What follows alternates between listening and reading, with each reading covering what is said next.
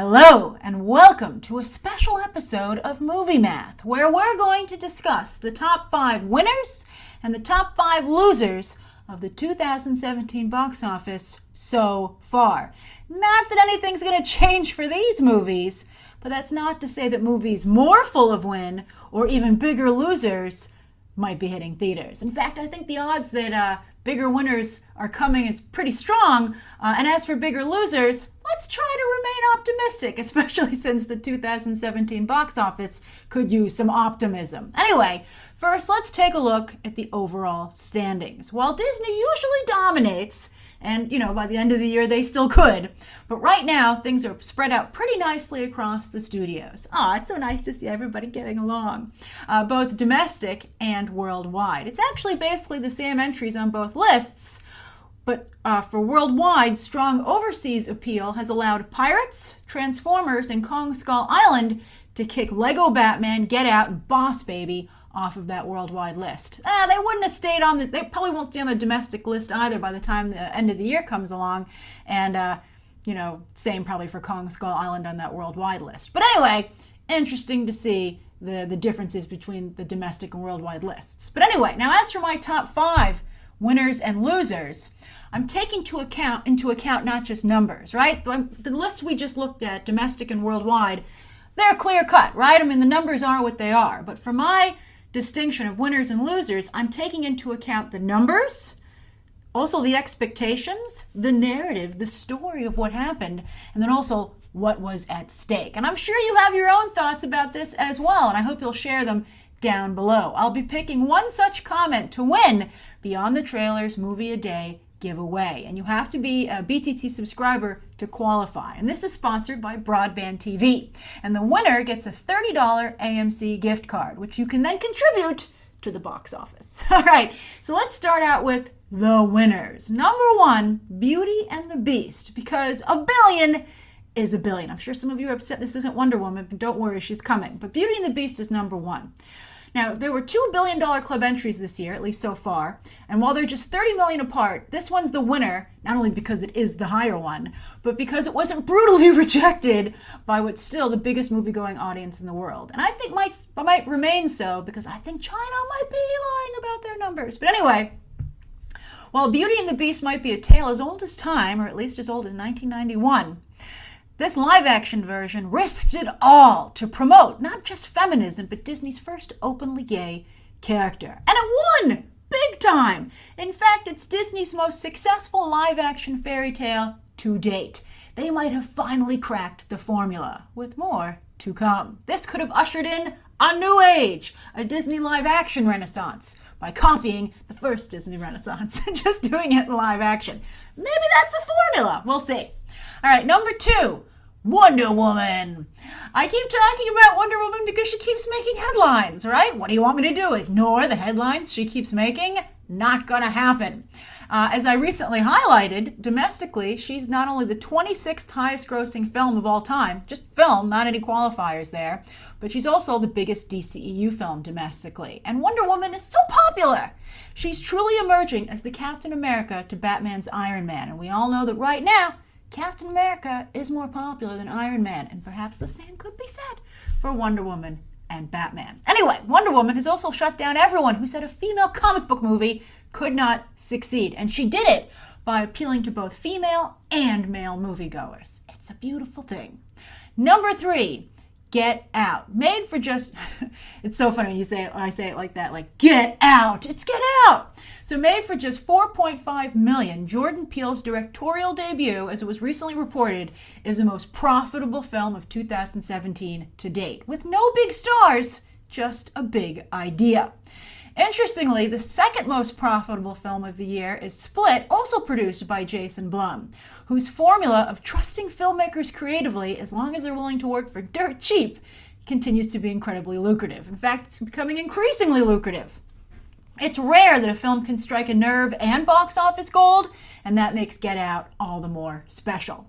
Then number 4 is Baby Driver, which was also relatively cheap to make, and it was a genuine as well as much needed box office win for Sony. But what makes Baby Driver special is that it's a cool dish of revenge for Edgar Wright, whose career almost didn't recover from walking away from Ant-Man. Yes, it was his idea. Well, he played chicken with Kevin Feige. He was like, I'm going to leave if you don't do what I want. And Kevin Feige was like, go ahead. And Edgar Wright's, here I go. And then he left, and the film succeeded without him, quite well, in fact. And then he was passed over for the Star Trek Beyond. He just could not get a big gig after that. So he decided to fix his career, and fix his career he did. He's not only back on top creatively, but with the biggest hit of his career, 3 times his previous biggest film. And with numbers like that, he's lucky that Marvel decided to try to hire him in the first place. And he was really crazy to walk away. And he needed to prove that he not only knows what he's doing creatively, but I mean, everybody always thought Edgar Wright was talented, but he needed to prove that he knew what he was doing business-wise, because that could have been the breaking point with Kevin Feige. And because Baby Driver is a box office success, it proves that, which is why it's number 4 on this list. And then number 5 is Despicable Me 3, which might seem confusing at first because it's a bit of an underperformer for this franchise. But with this entry, this franchise, including Minions, is now the highest grossing animated franchise of all time, surpassing Shrek. That's a pretty big frickin' deal. In fact, it's the biggest animated movie of this year alone, with no contenders left to potentially unseat it. Coco, Pixar, please. All right, now let's go to the losers. Number 1, Baywatch. The Rock generates a lot of heat, but this time he burnt what he was cooking. Yes, Dwayne Johnson wanted his own 21 Jump Street, but in reality, he not only came nowhere near those movies, but he significantly brought down his own box office numbers. If Dwayne Johnson was wondering if he should continue to produce his own material, this is clearly a sign from the movie gods and moviegoers. Number 2, this is a tie. It's a 4-way tie between The Fate of the Furious, Transformers: The Last Knight, Pirates of the Caribbean, Dead Men Tell No Tales, and The Mummy. Because while these all did actually okay at the box office, better than they had any right to do, although I did like Fate of the Furious, but still, their domestic numbers are so pitiful, so embarrassing, that one wonders how they could possibly continue on as is. Although never underestimate Hollywood's willingness to try and squeeze movie tickets out of a stone. But so far, Transformers and Dark Universe have gotten rid of their creatives, right? Universal's threatening Vin Diesel with a Rock and Jason Statham spinoff, right? They're like, keep it up, buddy. We're going to take this franchise away from you. And then I would also expect a big overhaul for Pirates. So if these studios, I don't think their domestic numbers could get much lower. So while these franchises will definitely survive, expect them to look significantly different and be coming from significantly different people in the future. All right, number 3 is War for the Planet of the Apes. And I have to admit, I take some personal satisfaction from this because a lot of Apes fans were pretty darn rude when it came to insisting that this was a masterpiece. And you know what? Art is subjective. I have my opinion, you have yours. But nobody can deny that this is not a box office success.